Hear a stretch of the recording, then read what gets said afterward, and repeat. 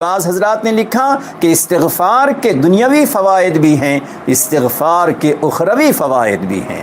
استغفار کے روحانی فوائد بھی ہے، استغفار کے قلبی فوائد بھی ہیں، استغفار کے جسمانی فوائد بھی ہیں، استغفار کے دماغی فوائد بھی ہیں، استغفار کے باطنی فوائد بھی ہیں، استغفار کے ظاہری اور مادی اور مالی فوائد بھی ہیں۔ گویا اللہ رب العزت نے استغفار کی وہ طاقت و قوت ہمیں عطا فرمائی ہے جس استغفار سے عبادت میں بھی کمال پیدا ہوا، جس استغفار سے انسان کو ظاہری، انسان کو باطنی، انسان کو قلبی روحانی، انسان کو مادی اور مالی فوائد بھی حاصل ہوتے ہیں۔ اس سے پتہ چلتا ہے استغفار کا ایک ہی فائدہ نہیں ہے، استغفار کے بہت سارے فائدے ہیں۔ اسی بنیاد پہ اللہ رب العزت نے قرآن کریم میں کہیں پہ فرمایا ان استغفروا ربکم ثم توبوا الیہ یمتعکم متاعا حسنا الی اجل مسمی ویؤتی کل ذی فضل فضلہ۔ متاعا حسنا،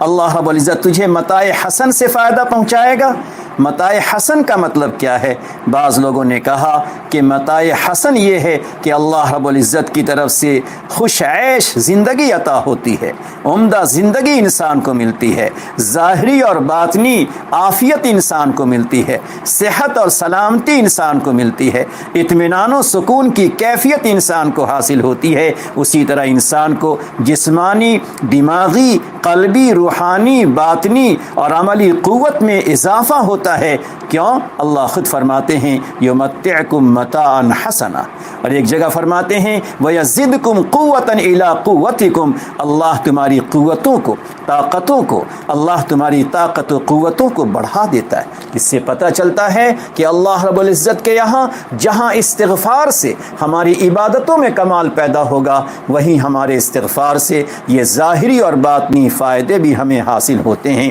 لہٰذا اسی نیت کے ساتھ ہمیں استغفار بہت ہی استحضار کے ساتھ کرنا چاہیے۔ لہٰذا آج ہم یہ کہنا چاہتے ہیں کہ اللہ نے ہمیں جو بھی اور جس طرح بھی نیکیوں کا موقع عطا فرمایا ہے، اس نیکی کے اختتام پر، تلاوت کے اختتام پر، نماز کے اختتام پر اور روزے اور دیگر اعمال کے اختتام پر، ختم پر ہم ندامت کے ساتھ چند دفعہ استغفر اللہ پڑھ لیا کریں۔ تو گویا استغفار، اس سے اعمال میں کمال پیدا ہوتا ہے، شان الہی رب کریم کی شان کے مطابق ہمارا عمل ہوگا۔ اور دوسری چیز جو اللہ نے عطا فرمائی ہے، ہر عمل کے بعد آہوزاری سے، دل کے حضوری کے ساتھ اللہ کے سامنے دعا کرنا،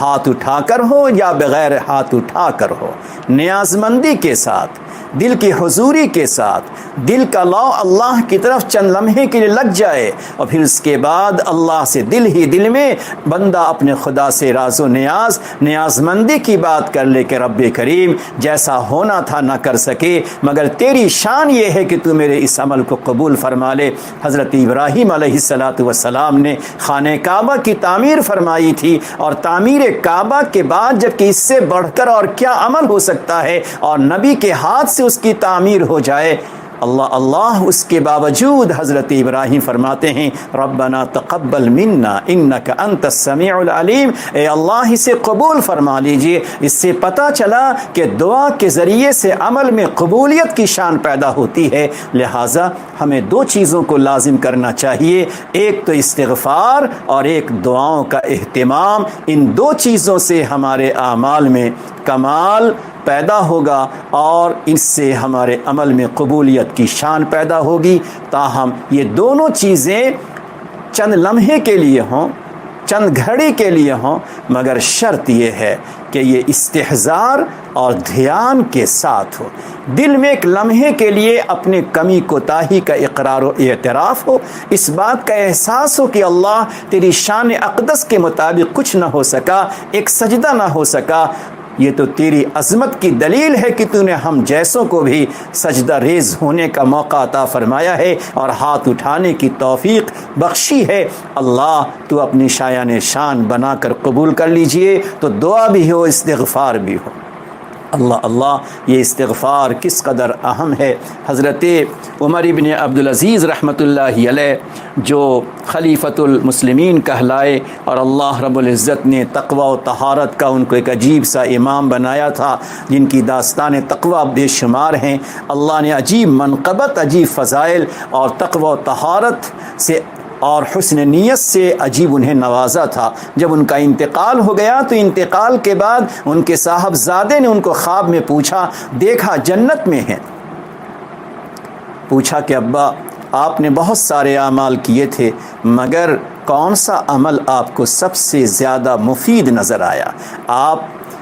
امیر المومنین تھے، سارے مسلمانوں کی ذمہ داری آپ پر تھی، خلافت کی ذمہ داری آپ پر تھی، اس کے ساتھ ساتھ جو آپ دنیا سے گئے تو آپ نے کس عمل کو سب سے زیادہ مفید پایا؟ حضرت عمر ابن عبدالعزیز نے فرمایا، بیٹے سب سے زیادہ جس چیز کا فائدہ مجھے نظر آیا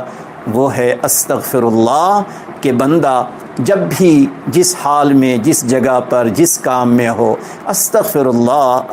اللہ پڑھتا رہے، اس کی برکتیں بے شمار ہیں، اس سے انسان کے درجات بلند ہوتے ہیں، سیئات معاف ہوتے ہیں، اعمال میں قبولیت کی شان پیدا ہوتی ہے، اللہ رب العزت کا قرب سے ملتا ہے، عاجزی ان کے ساری نیاز مندی کی شان بندے کے اندر آتی رہتی ہے۔ لہٰذا میں نے سب سے زیادہ فائدہ اگر دیکھا تو استغفار میں دیکھا۔ میں کہنا چاہتا ہوں آج کے اس بیان میں کہ ہم جو بھی عمل کریں اس عمل کے بعد استغفار بھی کرتے رہیں۔ اللہ تعالیٰ استغفار و دعا کی برکتیں ہمیں آپ کو نصیب فرما کر پورے ماہ، پورے سال، پوری زندگی کے اعمال کو اللہ اپنی شایان شان بنا کر قبول فرما لے اور ہم تمام کو محرومیت سے اللہ محفوظ فرما دے۔